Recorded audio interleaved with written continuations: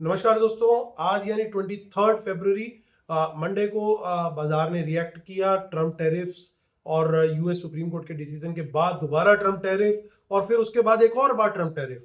पहले 10% का, पहले एक सुप्रीम कोर्ट ने बोला कि भैया टैरिफ खत्म, फिर ट्रम्प साहब ने बोला 10% टैरिफ, फिर उन्होंने बोला अगले दिन की 15% ट्रम्प टैरिफ और फाइनली आज मार्केट खुली और मार्केट थोड़ा सा पॉजिटिव साइड पे क्लोज हुई।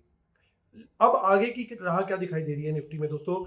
तो एक दो बातों को थोड़ा सा ध्यान में रख के चलना पड़ेगा। वो ये है दोस्तों कि हाल फिलहाल में एफआईज ने थोड़ी सी अच्छी बाइंग करी है हमारे बाजारों में। लेकिन साथ में एक बड़ा संकट फिर से लहरा रहा है दोबारा से। इधर टैरिफ की बातचीत खत्म हुई, उधर वॉर की बातचीत दोबारा से शुरू हो गई है।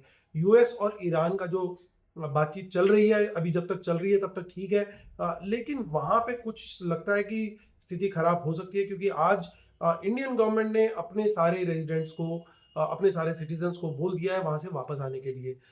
इसका मतलब ये कि कहीं ना कहीं इंडियन गवर्नमेंट कुछ ना कुछ सस्पेक्ट कर रही है कि कुछ वहां पे स्थिति खराब हो सकती है। अब ऐसे में बाजार के ऊपर भी जरूर कोई ना कोई रिएक्शन आता हुआ दिखेगा, लेकिन वो होगा तभी जब कुछ एक्शन वहां पे स्टार्ट होगा। तब तक हम लोग क्या कर सकते हैं एज अ ट्रेडर और एज अ पोजिशनल ट्रेडर? तो हम लोगों की अप्रोच दोस्तों, जब तक कोई इवेंट नहीं होता तब तक बाजार, क्योंकि एफआईज अभी थोड़ा खरीदारी दिखा रहे हैं, प्रोज भी थोड़ा खरीदारी दिखा रहे हैं, तो बाजार हो सकता है थोड़े शॉर्ट टर्म के लिए ऊपर की तरफ भी जाता रहे, कोई बड़ी बात नहीं है। कल मंथली एक्सपायरी भी है। तो ऐसे में बाजार कुछ भी मूव दिखा सकता है, शॉर्ट कवरिंग भी आ सकती है। हमारे को क्या करना चाहिए?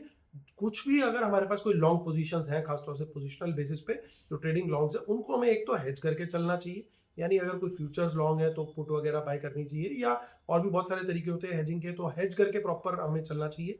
नंबर टू, हेज करने का मेन कारण पहले वो भी मैं शेयर कर दूं कि बाय चांस कभी आप कोई पोजीशन लेकर के जाएं, इंट्राडे में तो पोजीशन का स्टॉप लॉस हिट हो सकता है, लेकिन अगर पोजीशन आप लेकर के गए और मार्केट बंद होने के बाद कुछ बड़ा इवेंट हो गया ओवरनाइट, तो अगले दिन सीधा बड़ा गैप डाउन देखने को मिल जाएगा। ऐसे में वो हेज ही आपको बताएगा, बचाएगा।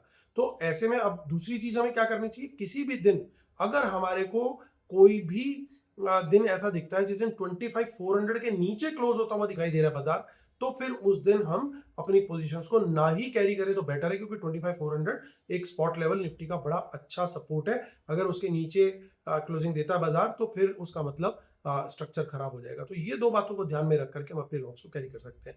इसी तरह के और नॉलेजेबल वीडियोस के लिए हमारे यूट्यूब चैनल को जरूर सब्सक्राइब करें। बहुत बहुत धन्यवाद। Thank you.